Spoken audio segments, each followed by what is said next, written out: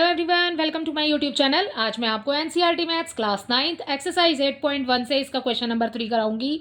देखो बेटा, क्वेश्चन 3 है diagonal AC of a parallelogram ABCD bisect angle A. आपको यहाँ पर ये वाला फिगर यूज करना है इसके लिए, क्योंकि 8.11 आपको फिगर दिया हुआ है। ठीक है, यहाँ पर आपको एक पैरेललोग्राम दिया हुआ है, ठीक है, विच इज एबीसीडी। ठीक है, उसके बाद में आपको एक यहाँ पर डायगोनल दिया है, ठीक है, ये ट्रांसवर्सल लाइन है, और उसके बाद में यहाँ पर एंगल ए जो है वो टू पार्ट्स में आपको दिख रहा होगा कि टू पार्ट्स में डिवाइडेड है। ठीक है, तो ये बाइसेक्ट हो रहा है टू पार्ट्स में। तो आपको प्रूव करना है इस क्वेश्चन के अंदर बेटा कि एंगल सी भी, ये वाला एंगल सी भी टू पार्ट्स में बाइसेक्ट हो रहा है। ठीक है, एंड नेक्स्ट आपको प्रूफ करना है इसके अंदर कि एबीसीडी इज अ रोम्बस। आपको ये भी प्रूफ करना है कि ये जो फिगर बना हुआ है ना, ये एक रोम्बस है। ठीक है, देखो बहुत ही इजी क्वेश्चन है वैसे तो। कैसे करेंगे देखिए, यहाँ पर हम इसको स्टार्ट करते हैं। यहाँ हमें गिवन है, हमें यहाँ पर गिवन है, सबसे पहले लिख लेते हैं गिवन क्या है। गिवन है हमें एक पैरेललोग्राम, ठीक है, एबीसीडी। तो यहाँ लिख लेते हैं पैरेललोग्राम एबीसीडी। ठीक है, ये हमें इसमें दिया हुआ है। फिगर बना लेते हैं। यहाँ पर फिगर कुछ इस तरीके से है।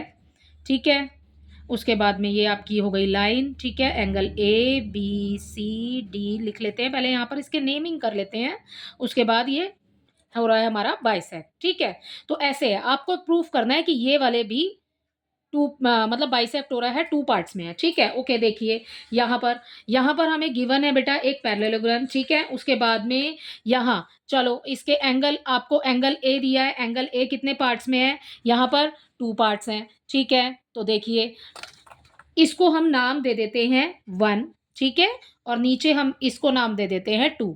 ठीक है ना, और फिर उसके बाद में ये हो जाएगा हमारा 3 और ये हो जाएगा हमारा 4। तो एंगल ए जो है वो एंगल ए बाइसेक्ट हो रहा है, तो इक्वल हो जाएगा एंगल 1 के और इक्वल हो जाएगा एंगल 2 के। तो एंगल ए का मतलब है एंगल 2, एंगल 1 एंड एंगल 2। ठीक है, तो ये हो गया हमारा, ये हमें इस क्वेश्चन के अंदर गिवन है। हमें प्रूफ क्या करना है? हमें यहाँ पर प्रूफ करना है, तो हम लिख देंगे यहाँ पर टू प्रूफ। ठीक है, हमें प्रूफ करना है भाई एसी बाइसेक्ट एंगल सी। आपको यही इस क्वेश्चन के दिए अंदर दिया गया है कि जो लाइन है आपके पास में एसी, ठीक है, डायगोनल जो दिया हुआ है आपको एसी, वो एंगल सी को भी बाइसेक्ट कर रहा है। ठीक है, हमें ये प्रूफ करना है। अब हम अपने क्वेश्चन पे आते हैं कि क्वेश्चन हमारा क्या है। क्वेश्चन है हमारा, देखिए हमें प्रूफ कैसे करना है बेटा। हमें यहाँ पर गिवन जो है वो लिख लिया हमने, प्रूफ हमें ये करना है। ठीक है, देखो भाई, एंगल 1 किसके इक्वल हो जाएगा? एंगल 2 के, क्योंकि ये तो हमें दिया ही हुआ है एंगल 2 के। तो ये है हमें गिवन, तो हम यहाँ पर लिख लेते हैं angle 1 is equal to angle 2, ये हमें दिया हुआ है। ठीक है, एंगल 2 किसके बराबर हो जाएगा? देखो एंगल 2 हो जाएगा एंगल 3 के बराबर, क्योंकि हमारी जो एसी जो हमारे पास में लाइन है वो है ट्रांसवर्सल। ठीक है, और जो यहाँ पर एंगल्स बन रहे हैं वो बन रहे हैं ऑल्टरनेट इंटीरियर एंगल। तो एंगल 3 इक्वल हो जाएगा एंगल 2 के। कौन से एंगल बन रहे हैं? Alternate interior angle. तो angle 2 is equal to angle 3 हो जाएगा। ठीक है, ये क्या है? ए बी क्या है? लाइन ए बी जो है वो पैरेलल है आपकी डीसी के। ठीक है, ऑपोजिट साइड्स इक्वल होती हैं। ठीक है, तो यहाँ पर ए बी पैरेलल है डीसी के। ठीक है, एंड इस क्वेश्चन के अंदर एसी जो आपकी लाइन है, आपको लिखना है बेटा ये एसी जो आपकी लाइन है, एसी एज ट्रांसवर्सल। ठीक है, यहाँ पर लिख देते हैं AC as transversal. And next आपको यहाँ पर कौन से एंगल बन रहे हैं? एंगल आपके बन रहे हैं ये ऑल्टरनेट इंटीरियर एंगल्स बन रहे हैं जो कि इक्वल हैं। ठीक है, तो यहाँ पर हम लिखेंगे ऑल्टरनेट इंटीरियर एंगल्स। ठीक है, तो कौन से एंगल बन रहे हैं यहाँ पर? Alternate interior angle. तीन चीजें हैं, ए बी लाइन है इक्वल डीसी के। ठीक है, ए बी पर आपका एंगल 2 बन रहा है और डीसी पर आपका बन रहा है एंगल 3। ठीक है, एसी क्या है? एसी एक ट्रांसवर्सल है। ठीक है, उसके बाद में ऑल्टरनेट इंटीरियर एंगल आपके बन रहे हैं क्योंकि 2 एंगल इक्वल हो रहा है एंगल 3 के। ठीक है, ये लिख दिया। अब सेम ही बात देखिए, यहाँ पर 2 को हमने 3 के इक्वल किया तो एक इक्वल हो जाएगा 4 के। ठीक है, तो यहाँ पर angle 1 is equal to angle 4 हो जाएगा। बिल्कुल सेम है। देखो लाइंस देख लीजिए, एंगल 1 दे रहे हैं हम, तो ये वाली जो लाइन है बेटा एडी, ये किसके बराबर हो जाएगी, ये हो जाएगी हमारी ईसी के बीसी के पैरेलल, ठीक है। तो हम यहाँ लिखेंगे लाइन हमारी एडी पैरेलल बीसी, ठीक है। और उसके बाद में एसी बिल्कुल सेम है, एसी एज ट्रांसवर्सल, ठीक है। तो ये हो गई AC as transversal. And next alternate interior angle बन रहे हैं। अगेन देखिए यहाँ पर इस लाइन के जब ये 2 और 3, ठीक है, ये ऑपोजिट साइड में बन रहे हैं, ऑल्टरनेट इंटीरियर एंगल है, ठीक है। ऐसे ही इस वाले को देखिए एंगल 1 बन रहा है यहाँ पर, और यहाँ बन रहा है, मिल रहा है आपका एंगल 4, ठीक है, ऑपोजिट साइड पर बन रहे हैं, ठीक है। तो ये भी आपके ऑल्टरनेट इंटीरियर एंगल हो गए, ठीक है। तो आप यहाँ लिख देंगे ऑल्टरनेट इंटीरियर एंगल्स, ठीक है। तो ये हो गया हमारा। अब देखिए यहाँ पर हमारा एंगल 1 इक्वल हो गया एंगल 2 के, ठीक है, जो कि हमें दिया हुआ है। अब 2 इक्वल किसके हैं, 3 के, और 1 इक्वल किसके हैं, 4 के।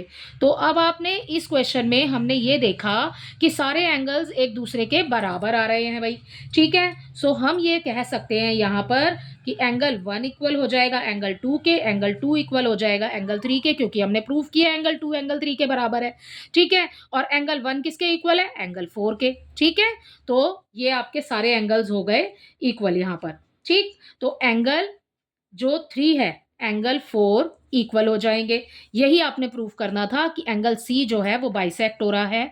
तो एंगल सी पर देखिए यहाँ पर आपके कौन कौन से एंगल बन रहे हैं, मतलब हमने जो नंबर डाला ना बेटा वो 3 और 4 है, ठीक है। तो 3 इक्वल है 4 के, क्योंकि हमने इन चारों को ऊपर यहाँ पर प्रूफ किया है कि ये सभी इक्वल हैं, ठीक है। अब देखते अब आते हैं इसके सेकंड पार्ट पर। इसका सेकंड पार्ट आपको दिया है ABCD एक रोम्बस है, ठीक है। देखिए कैसे करेंगे इसको प्रूफ करने के लिए। देखो बेटा हम एक ट्राइंगल ले लेंगे, यहाँ पर हम ट्राइंगल ले लेते हैं अपना ABC, ठीक है, ABC।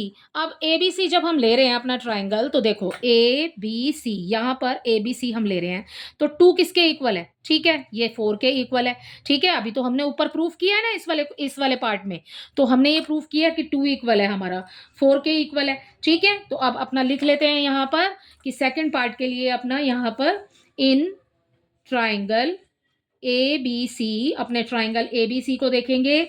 इसमें देखो ट्राइंगल में BAC यानी कि ये वाला, ठीक है, एंड BCA ये वाला, दोनों बराबर है क्योंकि हमने प्रूफ किया है, ठीक है। तो हम यहाँ लिख देंगे एंगल BAC इक्वल हो जाएगा एंगल BCA के, ठीक है, क्योंकि BCA के, क्योंकि यहाँ पर एंगल 2 बन रहा है इक्वल एंगल 4 के, और यही हमने प्रूफ किया है अभी ऊपर, ठीक है ना। तो ये इक्वल है 2 इक्वल हो जाएगा 4 के, ठीक है, A और C। ओके, नेक्स्ट देखिए यहाँ पर अगली चीज है बेटा इसके अंदर देखो, यहाँ पर AB जो लाइन है, ठीक है, वो लाइन इक्वल हो जाएगी BC के। ऐसा क्यों, क्योंकि sides opposite to equal angles are equal, ठीक है। एक ही जब हमारे पास एंगल्स इक्वल होते हैं ना, तो जो ट्राइंगल होता है ना उसकी साइड्स जो ऑपोजिट साइड्स होती हैं वो इक्वल होती हैं, ठीक है। तो इससे हमने ये प्रूफ कर दिया कि हमारे पास ये एंगल तो इक्वल है, क्योंकि हमने प्रूफ करा है यहाँ पे, ठीक है। उसके बाद में इसकी ऑपोजिट साइड्स जो होंगी वो भी इक्वल हो जाएंगी, ठीक है। तो यहाँ पर लिख देते हैं हम BC इक्वल है AB के, ठीक है। तो कैसे हमने प्रूफ किया, यहाँ पर हमें लिखना पड़ेगा sides opposite to equal angles are equal, ठीक है। नेक्स्ट देखिए जो AB हमारी लाइन है यहाँ पर, अब जैसे इस वाले ट्रायंगल में लिया है हमने ABC में हमारा 2 बराबर है 4 के, ठीक है। अब अगर मान लीजिए हम इस वाले ट्रायंगल को देखते हैं ADC को देखते हैं, ठीक है, तो 1 बराबर किसके हो जाएगा, 3 के। लाइंस भाई आपको यही सारी लिखनी है जो हमने लिखी है अभी यहाँ पर कि हमने इसको प्रूव्ड अब, ठीक है। और उसके बाद में लाइंस अपनी देखेंगे बेटा, ये वाली लाइन इसके इक्वल हो जाएगी, ठीक है।